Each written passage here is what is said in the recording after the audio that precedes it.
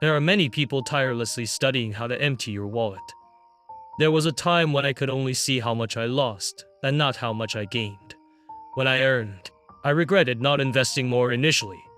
When I lost, I thought about making a comeback rather than cutting my losses. Throughout that process, I was tormented and lost the ability to think. While many were seeking advice from me about entrepreneurship, some would inquire about stock and cryptocurrency trading. Today, I want to share my views and thoughts on this matter. I'll start with the conclusion: I do not recommend anyone, regardless of their economic situation, to trade cryptocurrencies, stocks, or engage in any speculative activities, and I also advise against buying lottery tickets. This video is likely to offend some, but I still want to share my unreserved thoughts and observations with you. I believe that after watching this video, you may understand some logic or even have an epiphany. Everything in the world is interconnected by cause and effect. Balance and conservation are two core principles.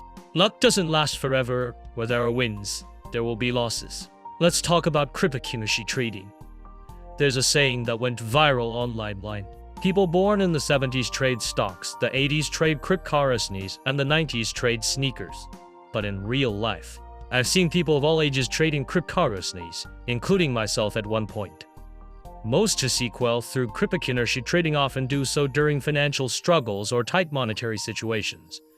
In the years following the downfall of my family's business, I couldn't accept the stark economic contrast I was facing. The luxury cars were gone, the days of insensitive spending were no more, and the friends who used to flock around me had disappeared. All I thought about was how to make quick money, how to get rich overnight, and how to return to my previous lifestyle. By chance, I came across a blogger on Weibo who talked about getting rich with blockchain. Looking back, that account was probably a marketing ploy inviting people to join in. Most of the wealth-building stories mentioned were likely fabricated feel-good tales. At that time, having just fallen from naivety into reality, I was completely unguarded. I started researching white papers but couldn't understand them. I'm certain that most who trade cryptocurrencies don't really understand white papers either, although they might credit their luck to having studied them and recommend others to read them too. I joined some groups, browsed some forums, and quickly picked up the trade. To put it bluntly, I often forgot to sleep, wishing I could spend all day just staring at the trading apps on my phone. I finally understood those professional stock traders on TV who spent their days staring at market screens. I felt like I had discovered the secret to wealth, as if I had opened the doors to a new world where making money seemed so simple. I only invested a few thousand yuan in cryptocurrency, but to my surprise, it doubled in the blink of an eye. I had invested in a monster coin, whose name I've since forgotten. It wasn't a mainstream coin like Bitcoin or Ethereum, but it kept rising. My initial investment turned into tens of thousands.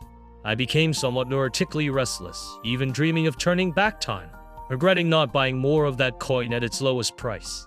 I fantasized about if I had bought a lot of Bitcoin during my student days when I had the most pocket money.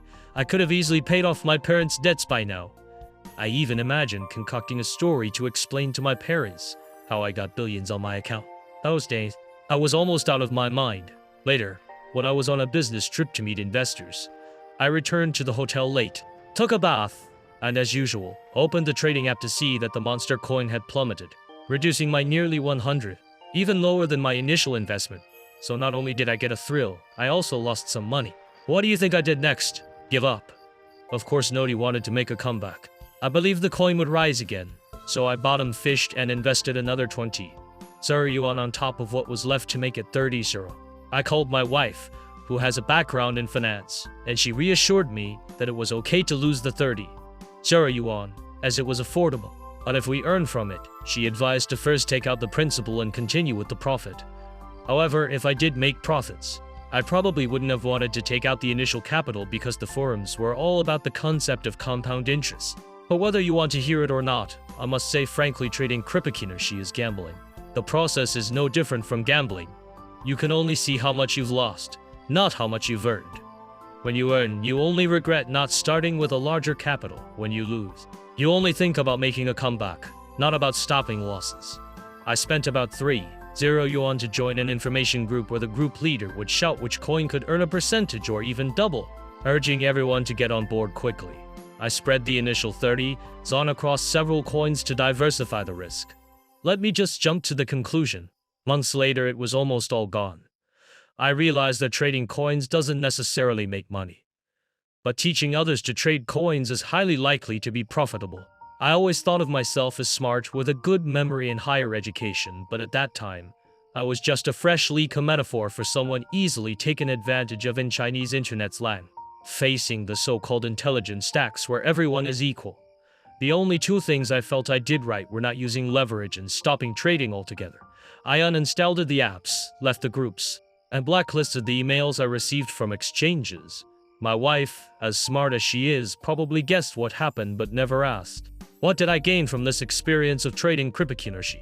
A lot. The 30 yuan lesson was worth it. Today, I'll summarize for everyone. First, never touch gambling, which isn't limited to card games or casino activities, but also includes most speculative trading activities. Second, during the process of trading cryptocurrencies, people are likely to become foolish and lose their ability to think. Third, you may lose interest in many things, not wanting to participate or buy anything. As any bit of money you have, you'll want to invest. In name, you're playing with finance, but in reality, it's gambling. I once watched a video of a second-hand car blogger where a middle-aged man was selling his Mercedes, saying he was in finance and had lost money. At first, the man was embarrassed to say, but later he started to persuade the blogger to trade coins, claiming that if he had made all the right guesses, he would have earned tens of millions by now. But even if he had guessed everything correctly, it's likely that the money wouldn't have stayed with him. Fourth, you lose all interest in earning a regular income through an orderly job. Trading coins is different from trading stocks. There are no daily limits on how much they can rise or fall. Overnight riches are possible, or you could wake up the next morning with nothing but your underwear left. Some people in the group say they can earn in one day what would take a lifetime of salary to make. Of course, whether this money can be securely kept is another matter. Very few can overcome greed. Fifth, the demonic nature of money is vividly displayed during the process of trading coins. You can't understand why many wealthy families fight over money. They're already so rich. So why fight? It's simply because you haven't seen a lot of money or haven't seen the money multiplier, which in this case is speculative trading. Sixth, long-term coin trading can lead to depression and even breakdown. The brain, subjected to extreme highs and lows daily, riding a roller coaster, is something that normal people can't endure. 7. On the bright side, it gave me a rough understanding of finance, which is helpful for running a business in the future. I remember meeting an investor who suggested that young entrepreneurs or successors should play with a stock to learn financial knowledge. Although I was trading coins, not stocks, I roughly understood the meaning behind this advice. 8th, don't trust people who teach you to make money or lead you to wealth, and even stay away from them. Are they dissatisfied with their earnings, or do they find it unsatisfying to hoard it all alone? I consider myself lucky. I only lost 30, but I saw the nature of this matter clearly. I thought I would never be involved in gambling because I don't play cards, but many things in this world are just gambling in disguise. Everyone must stay vigilant. As for stock trading, those who have seen my entrepreneurship series know that Zhang, the head of a foreign trade company, has suffered greatly from it, and he wasn't the only one. More than a year after that incident, I met two influential individuals on separate occasions. I'm sorry, but I can't share too much of their stories. But that doesn't affect the truth I want to convey. If you don't believe it, take it as a joke. The first person told me he got divorced and lost a lot of money. But money was no big deal to him, he could earn it back. The individual I was speaking with, a senior colleague in my field, mentioned in passing that a few well-known mega corporations had significant debts, but it wasn't a big deal as they would soon be cleared. The reason I group these two individuals together and speak of them in veiled terms is that whether it's about personal quick profits or a company paying off massive debts, the methods they use are the same. There's no need to spell it out too clearly. Doing so would be irresponsible to my audience. Those of you who have the patience to read this far surely grasp what I'm hinting at. Do you think you can get rich in the stock market? I believe that fewer people get wealthy through skill than luck. But can luck always be on one side? Unlikely. Of course, there are exceptional investors, highly intelligent traders. Compared to cryptocurrency trading, stock trading is much more regulated, with professional oversight and daily price fluctuation limits. Moreover, listed companies can be professionally analyzed and predicted, unlike cryptocurrencies, which to me are incomprehensible. It's just taking a shot in the dark. As an entrepreneur now collaborating with capital investors in the 2.0 phase, I understand the difference between listed and unlisted companies. I also know what the disclosed information from listed companies implies.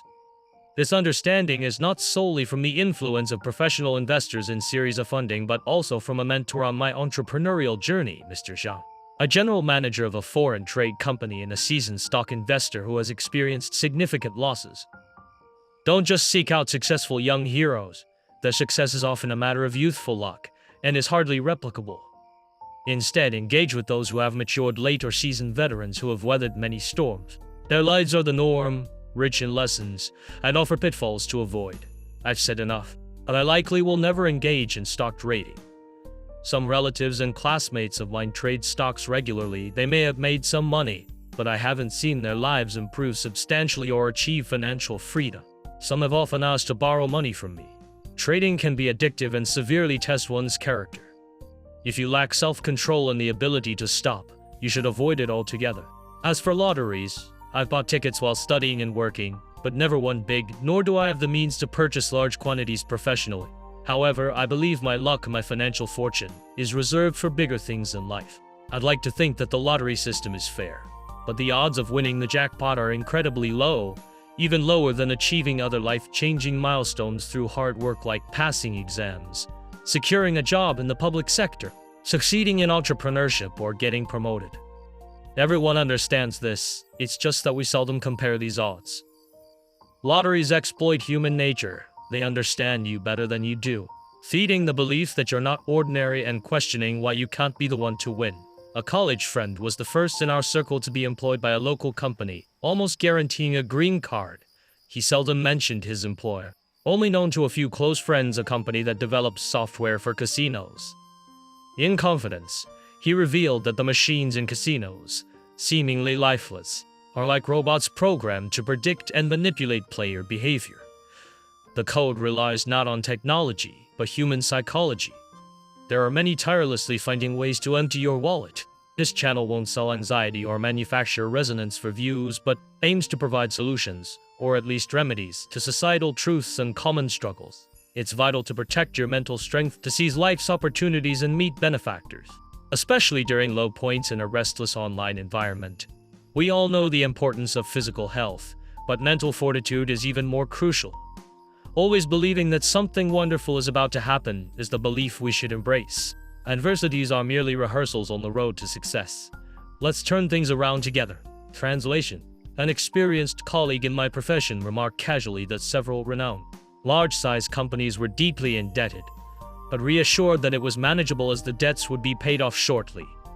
I deliberately discussed these two individuals together in a cryptic manner because the strategies they employ, whether for personal rapid gains or for their companies to settle hefty debts, it's unnecessary to explicitly. To do so would be to neglect the responsibility I owe to my channel.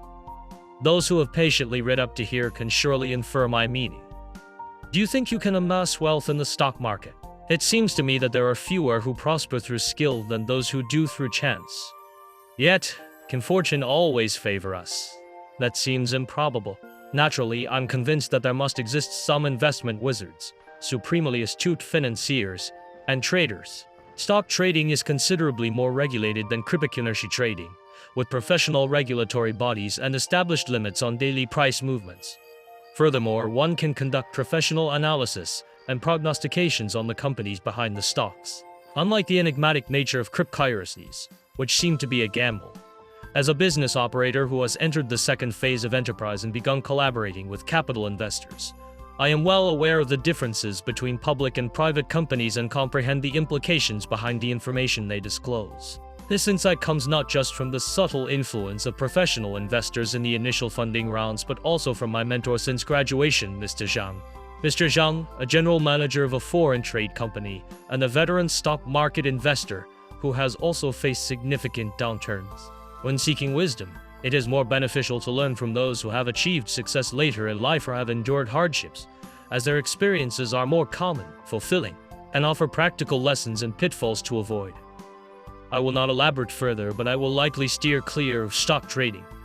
I know a few relatives and classmates who trade stocks regularly, They may have earned a modest profit, but their lives haven't undergone a significant transformation, nor have they reached financial independence. In fact, some have frequently resorted to borrowing money from me. Trading can be addictive and a true test of one's character. If you lack the necessary discipline and restraint, it's best to refrain.